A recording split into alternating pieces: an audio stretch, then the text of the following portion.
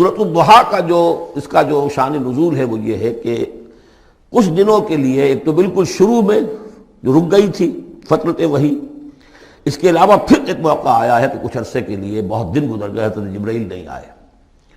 اور آپ کے اوپر ایک شدید قسم کی جو ہے وہ پریشانی طاری ہو گئی۔ کچھ لوگوں نے بھی طعنہ دینا شروع کر دیا، کچھ عرصے سے محمد تم نے کوئی نئی وحی نہیں سنائی، کیا ہوا تمہارا شیطان کیا چلا گیا بس؟ اب کوئی ایسا بھی بتایا گیا کہ ایک دفعہ کئی متواتر کئی راتوں تک آپ رات کو اٹھے نہیں، تو کہا وہ تمہارا شیطان تمہیں چھوڑ گیا ہے۔ کوئی ساتھ کے رہنے والی عورت جو تھی کہ رات میں نے سنی نہیں تمہاری کوئی پڑھنے کی جو تم پڑھا کرتے تھے، شاید شیطان تمہیں چھوڑ گیا ہے۔ خود آپ کو جس قدر ایک اشتیاق رہتا تھا کہ وہی آئے اور آپ کی وہ روح کو جو ہے مزید اور غذا اور تر و تازگی جو ہے وہ مسلسل ملتی رہے، اس کی وجہ سے یہاں تک آتا ہے کہ حضور فرماتے ہیں کہ اس درجے میں رنج اور غم میں تھا کہ میں سوچتا بربنائے طب بشری، اس درجے حضور کے اوپر جو ہے یہ شاخ گزر رہا تھا کہ وہی کیسے بند ہو گئی۔ اور اس میں یہ بھی تھا کہ اللہ ناراض تو نہیں ہو گیا، کیا مجھ سے کوئی خطا تو ایسی نہیں ہو گئی، یہ سبب کیا ہوا ہے؟ یہ ہے وہ کیفیت کہ جس کے اندر یہ آیتیں نازل ہو رہی ہیں۔ اور اب آپ اس کو سمجھ لیجئے کہ اس کا نفسیاتی اور انسان کی باطنی کیفیات کے ساتھ کیا تعلق ہے۔ انسان پر دو طرح کی کیفیات طاری ہوتی رہتی ہیں، جیسے میں نے پہلے ایک دفعہ آپ کو بتایا صدیق اور شہید کے درمیان جو فرق ہے بنیادی، کہ کچھ بنیادی طور پر لوگ ایکسٹروورٹس ہوتے ہیں، کچھ بنیادی طور پر انٹروورٹس ہوتے ہیں۔ ایکسٹروورٹس کھیل کود بھاگ دوڑ، لوگوں سے ملنا جلنا، گفتگو ہے، اسے دھکا دے دیا اس سے مذاق کر لیا، اسی میں وہ خوش رہتے ہیں، بڑے مگن رہتے ہیں، تنہائی انہیں کاٹ کھانے کو دوڑتی ہے۔ اور ایک انٹروورٹس ہوتے ہیں کہ وہ مجلس وغیرہ کو نہیں ہوتا، اپنے تنہائی میں کہیں بیٹھے ہیں، غور و فکر کر رہے ہیں، سوچ بچار کر رہے ہیں، انہیں وہ مجلس سے زیادہ اپنا گوشہ تنہائی جو ہے وہ زیادہ عزیز ہوتا ہے۔ تو یہ دو مزاج اللہ نے بنائے ہیں۔ اسی طرح ہر انسان کے اوپر آلٹرنیٹلی کچھ کیفیات آتی ہیں جس کو ہم کہتے ہیں میرا موڈ آف ہے، ایک طرح کا قبض سا ہو جاتا ہے طبیعت میں بندش سی ہوتی ہے، کسی وقت اسی شخص کے اندر پھر انشراح سا ہو جاتا ہے، پھر ہنسنے بولنے کو جی چاہتا ہے، گفتگو کرنے کو جی چاہتا ہے۔ تو یہ کیفیت جب انسان کی روحانی زندگی سے متعلق ہو جائے تو اس کو پھر صوفیہ نے نام دیا قبض اور بسط۔ کبھی طبیعت میں انشراح ہے، انبساط ہے، طبیعت جو ہے وہ آبادہ ہے، ہر چیز میں روشنی کا پہلو آدمی دیکھ رہا ہے، ہر چیز کے اندر آپ کو معلوم ہے ایک تاریک رخ بھی ہوتا ہے کسی معاملے کا اور روشن رخ بھی ہوتا ہے، اس وقت انسان روشن رخ کو دیکھتا ہے۔ اور ایک وقت میں آتا ہے کہ طبیعت میں بندش سی لگ گئی ہے، جیسے اندر کوئی پکڑ لیا کسی نے، اب طبیعت جو ہے وہ بھی اپنے اندر وہ انقباض محسوس کر رہی ہے، اور پھر آدمی پیسیمسٹک ہو جاتا ہے،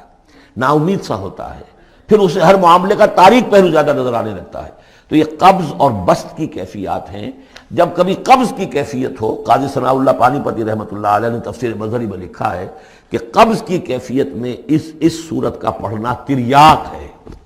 جس طرح حضور صلی اللہ علیہ وسلم کے لیے گویا کہ اس وقت جو وحی کا بند ہو جانا تھا وہ گویا کہ ایک طرح کے انقباض اور قبض کی کیفیت پیدا ہوئی تھی، اس میں اب اللہ تعالیٰ فرما رہے ہیں والضحیٰ،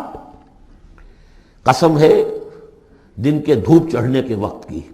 واللیل اذا سجا، اور قسم ہے رات کی جبکہ وہ چھا جائے یا ساکن ہو جائے، سجا کے دونوں معنی ہے سکون۔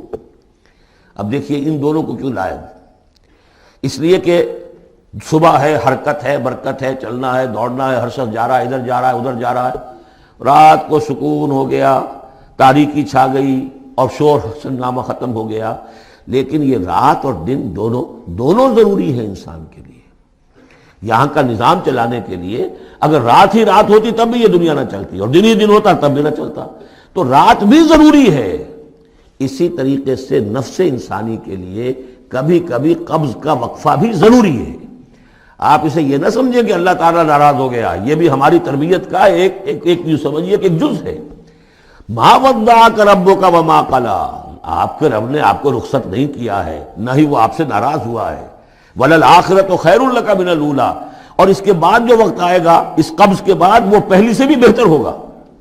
اور میں حیران ہوتا ہوں کہ کیسے غالب نے وہ بات کہی ہے کہ جو بالکل ترجمانی ہے اس کی، رکتی ہے میری طبع تو ہوتی ہے رواں اور،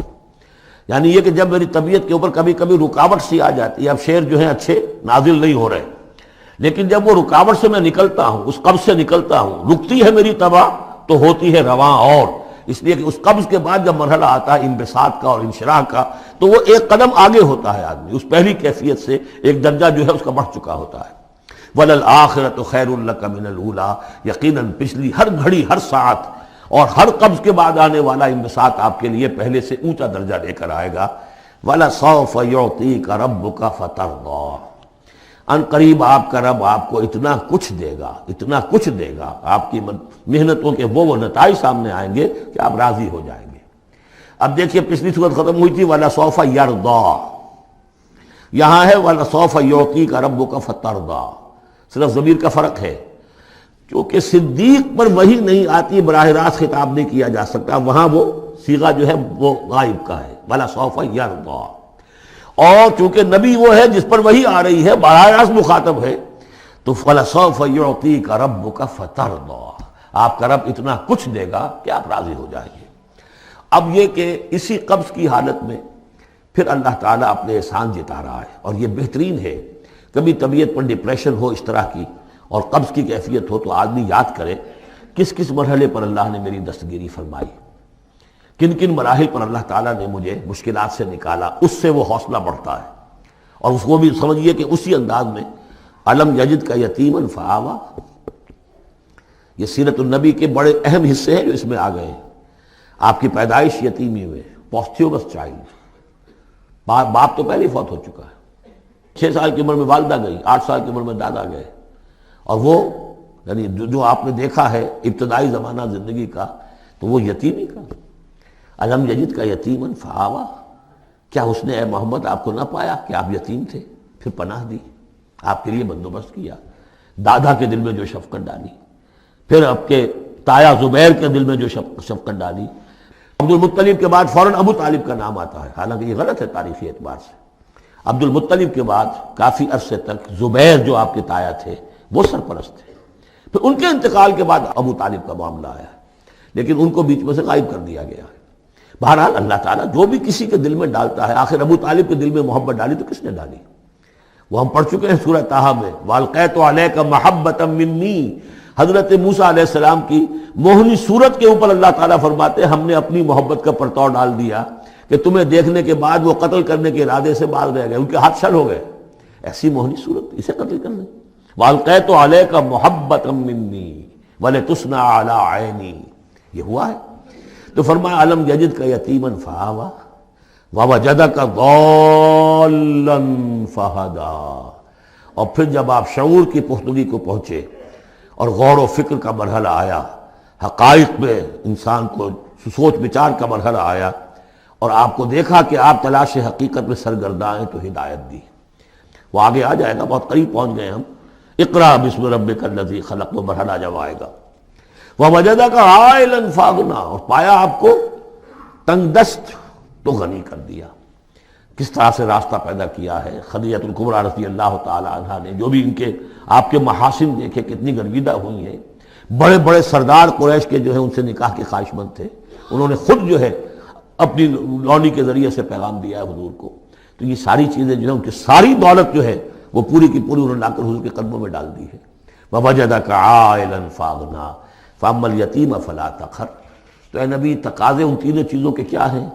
ہم نے آپ کو یتیم پایا، پناہ دی، اب آپ بھی یتیم کے سرپرستی کیجئے، کسی یتیم کو اس کے اوپر کوئی جبر نہ ہو، سختی نہ ہو۔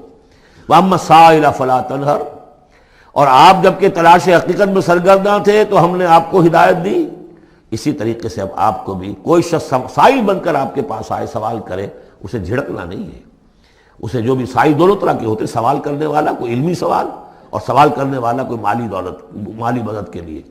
وَأَمَّا بِنِعْمَةِ رَبِّكَ فَحَدِّثْ، اور جو ہدایت تمہیں دی ہے ہم نے اب اسے عام کرو، یہ نعمت ہے، آپ کے رب کا انعام ہے، یہ ہدایت جو آپ کو عطا ہوئی ہے اس کو بیان کرو۔ اس کے بیان کرنے میں یہ بھی ہے کہ اللہ کے انعامات کا چرچا انسان کرے اس کا شکر ادا کرنے کے لیے، اور یہ بھی ہے کہ اس کو پھیلائے اور عام کرے، دوسروں تک پہنچائے، ورنہ وہ بخل ہو جائے گا کہ وہ دولت جو ہے ہدایت کی اس کو آدمی صرف اپنی ذات تک محدود رکھے اور اس کا جو خیر ہے وہ دوسروں تک نہ پہنچائے۔